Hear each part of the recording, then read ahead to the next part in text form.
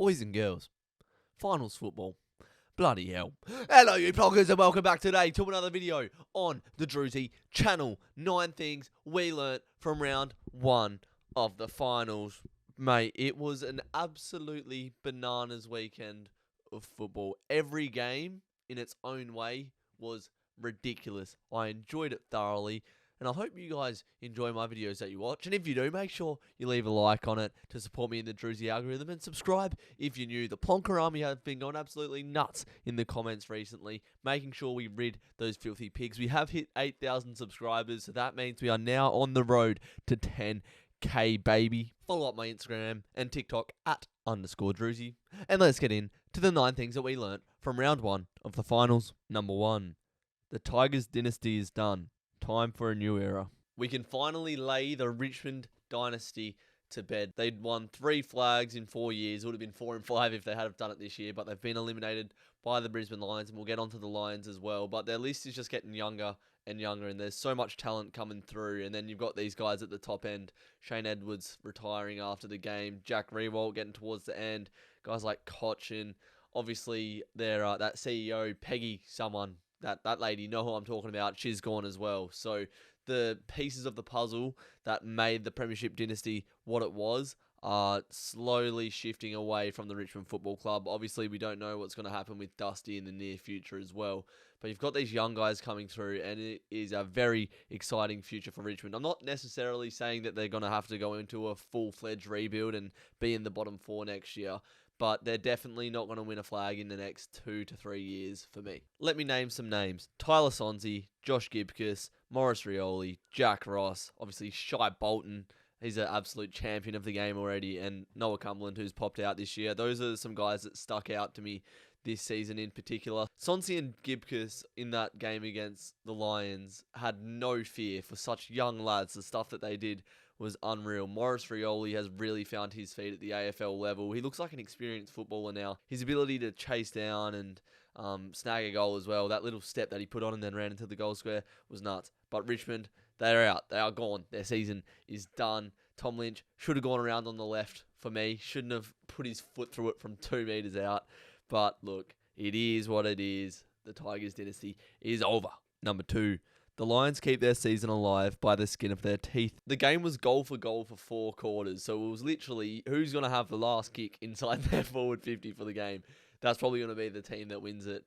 And luckily, Joe Danaher got on the end of one in the goal square from some real average defending from Richmond, which we've seen a few times this year. They've been leaking far too many goals, and I don't know how there's 4 players ball watching and no one on the goal line to stop that shot attempt from Joey Danaher. But it doesn't matter. The Lions are through to face the Melbourne Demons, who they've been pumped by twice. They are hoping to avenge those 2 losses. When you've got Joe Danaher, Eric Kipwood, and Charlie Cameron kicking 9 goals between them, that's what you need. Lachie Neale showed he is one of the best players in the competition. We know this. He's one of Brownlow.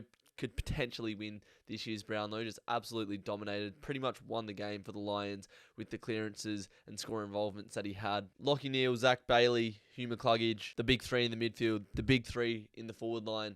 You know, they can do their job, but it's about the role players getting up now for this Melbourne game. Otherwise, the Lions will miss out again on a premiership opportunity. It's going to be tough to beat the Dees at the MCG. After a few weeks ago, this was a no contest. Number 3, Deefeated. Play on words in that. The first half was pretty neck and neck. Like all the finals, except for the Dockers game, it was pretty much goal for goal. You couldn't really split the 2 sides, but Sydney eventually ran over the top of Melbourne.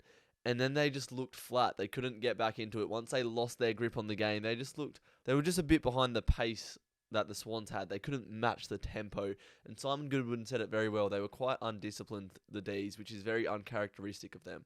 The Dees' best football this year, I think, has been the best football in the comp, but they haven't been able to bring it consistently.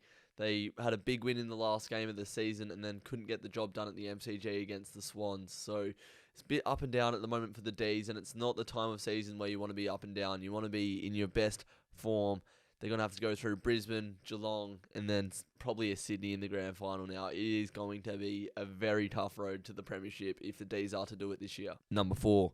The Bloods are relentless. What I learned from the first week of finals is that pressure wins games in the finals. It's nothing else except for how hungry you are, how much time the opposition has on the ball. Are you going to kill them once you get there? And the crowd feeds off the pressure. That's what makes the finals so good. And the best trait of this Sydney side for me is the pressure that they continually bring for 4 quarters. So as soon as the ball is bounced, there's no worries for the Swans that they're going to be flat, that they're not going to come out and be ready for the contest. As soon as the ball is bounced, the pressure is through the roof. The players are always playing with courage, and they do that until the final siren is gone. It was a courageous, admirable effort from the Bloods.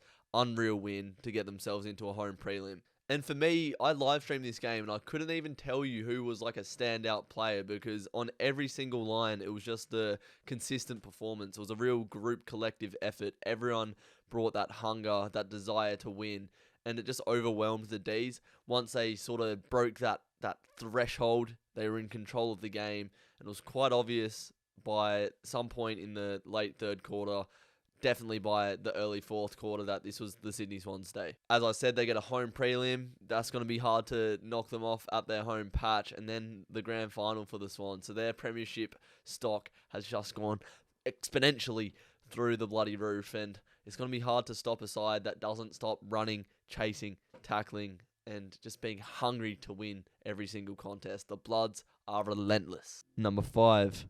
Manscaped have some new products. Manscaped would like to announce some new products, boys and girls. The Premium Package 4.0. It's now available in Australia, so make sure you join the 6 million men worldwide who use Manscaped, the world's leaders in below-the-belt grooming. 6 million men trust it. Why wouldn't you? Using code Drewzy20 at manscaped.com, all caps, no spaces, you get 20% off your order and free worldwide shipping. It's a great deal. The Manscaped Platinum Package is the one-stop shop for you boys. We've got the Lawnmower 4.0, which I've raved on about all season long. It's the best electric shaver on the market. So we've got below the belt sorted, but we've also got the Weed Whacker nose and ear hair trimmer.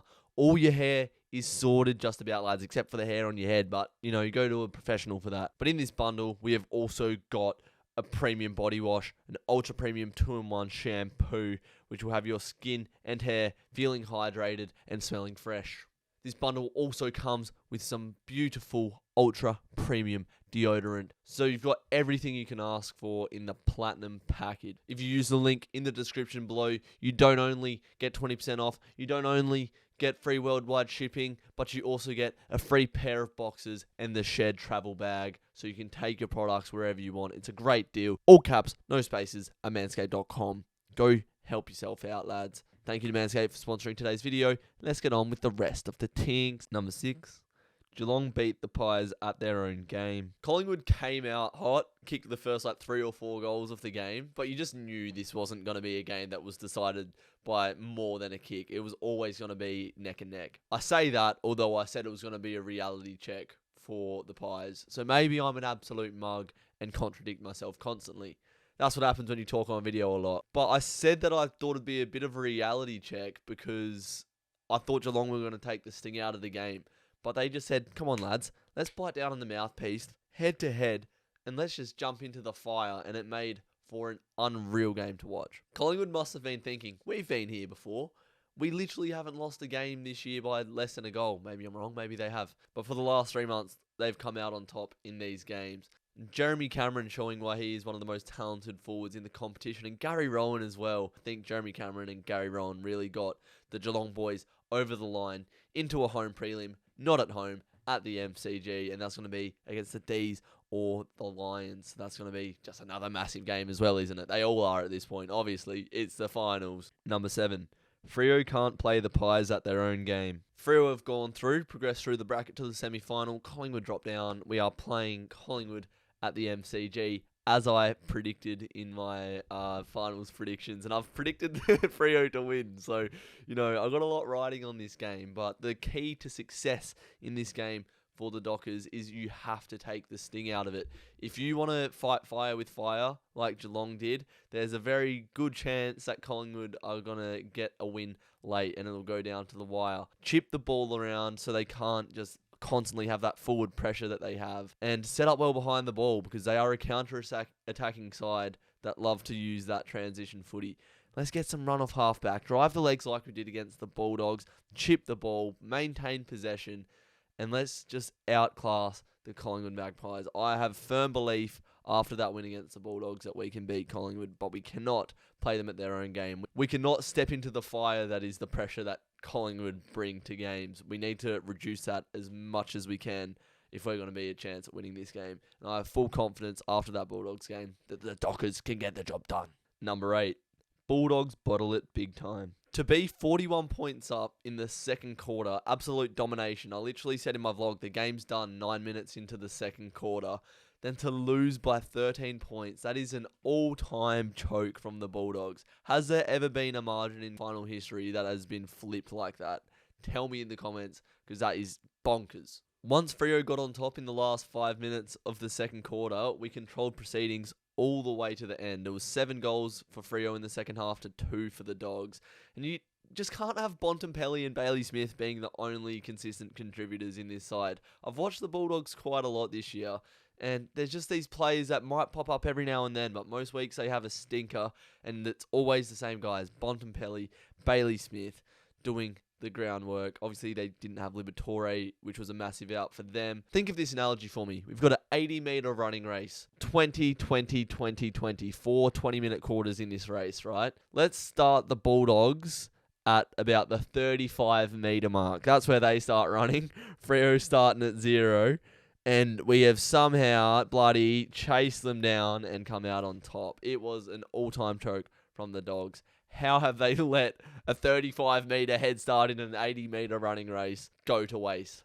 Nuts. Crazy. And number 9, Flagmantle lives to fight another day. First quarter, flat. No real pressure. Dominated around the clearance. It was just, yeah. Going forward, we were just trying to kick it to lob to provide a contest and bring it down. But the Dogs just sorted it easy. They'd scoop the ball out and get the ball out of any contest with ease. It was awful to watch. But the tide shifted with Caleb Sarong and Andrew Brayshaw, as it always has, doing what they do in the middle. 30-plus disposals for them both and a goal. They just had an absolute madness. But in the end of that second quarter, we saw Walters get a free kick, lines up, snags it. The crowd's back on their side. Straight away, Brayshaw goes bang from 50, goal, gets the crowd up and about. Not too long later, Sarong, bang, snaps it on his left. We're back in this. And then Jai Amos gets a set shot opportunity on the siren, and you already know he doesn't miss. Snags it through, and all of a sudden, out of nowhere, a 41-point margin is evaporated into a 15-point margin. The Dockers were back in it. We just needed to see some snags go through, I think, because once we got those goals in the second quarter, the crowd got around the boys, and that's when the chase, the tackle, all that desire, the heart, that sort of stuff which you need in a final started to come out. But pretty much from there on out, we dominated the game. Lob kicked 2 in that third from the same spot. Walters snapped a goal, and then we went into the last quarter with all the momentum. We were still a goal behind, but we got the job done. Jai Amos gets another goal in the fourth quarter. He doesn't miss. Griffin Lowe gets a 50. Nice little layup for the Logie Bear. And then it's topped off with a Nathan O'Driscoll drop punt from the pocket. What better way to top it off? He's claimed another pocket. I can't believe this kid. Younger than me. Grew up a Freo fan. Living my dream. Unreal scenes. Wins a final for Freo. Flagmantle lives to fight another day. It was one of the most crazy games of football I've ever been to. From despair and being convinced that we're going to lose to the absolute ecstasy of the final siren. Bloody hell. It was a day. Watch my vlog if you haven't already. It just sums up everything pretty much because I was there and I recorded it. And that's going to wrap up 9 things we learnt from week 1 of the finals. I don't really know if I can do 9 things next week because there's 2 games and I'll have to make up a lot of stuff. So I think what I'm going to do is actually just do a Drew Footy show because Jesse is back. So 9 things next week may be replaced by the Drew Footy show, and we'll just run with the Drew Footy show till the end of the season. So make sure you watch that. It's pretty much the same stuff. You know and love it. I appreciate you guys watching. Make sure you leave a like before you click off the video. Subscribe if you're new. Comment down below your thoughts on the first week of the finals, and we'll see you in the next video. Take care, you plonkers.